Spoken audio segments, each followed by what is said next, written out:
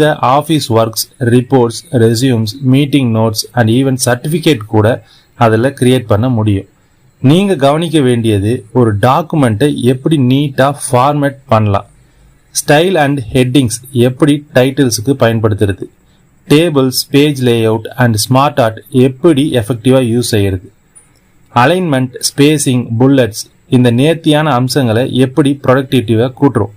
Bolt and font size மட்டும் இல்லை, use heading 1, heading 2, normal style இது போல். இது எங்கே இருக்குது அப்படின்னு பார்த்தீங்கன்னா நேவிகேஷன் பேனில் டைட்டில் ஸ்ட்ரக்சர் காட்டும். டேபிள் ஆஃப் கண்டென்ட்டை ஆட்டோ கிரியேட் செய்ய உதவும். யூனிஃபார்ம் ஃபார்மேட் கொடுக்கவும் உதவும். அதுக்கு நீங்கள் Ctrl+Alt+1 ப்ரெஸ் பண்ணீங்க அப்படின்னா ஹெட்டிங் 1 உங்களுக்கு அப்ளை ஆகும். அதே மாதிரி ஹெட்டிங் 2, ஹெட்டிங் 3 எல்லாம் நீங்கள் செக் பண்ணி பார்க்கலாம். ரெண்டாவது விஷயம், ஃபார்மேட் பெயிண்டர். ஒரே ஸ்டைலை காப்பி பண்ணுங்க. ஏற்கனவே நம்ம ஒரு ஸ்டைல் பண்ணியிருக்கோம் அப்படின்னா அதை நம்ம காப்பி பண்ணிக்கலாம்.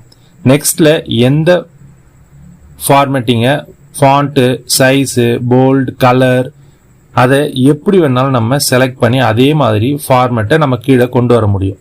அதுக்கு எப்படி பண்ணலாம், அதுக்கு என்ன ஷார்ட்கட் அப்படின்றத பார்க்கலாம். நீங்கள் ஃபஸ்ட்டு நீங்கள் எந்த டெக்ஸ்ட்டு நீங்கள் இதுக்கு முன்னாடி ஃபார்மேட் பண்ணி வச்சுருக்கீங்களோ அதை செலக்ட் பண்ணிக்கோங்க. செலக்ட் பண்ணிவிட்டு கிளிக் பண்ணி ஃபார்மேட் பெயிண்ட் ப்ரஷ் மேலே பார்த்தீங்கன்னா உங்களுக்கு ஹோம் பேஜ்லேயே காமிக்கும்.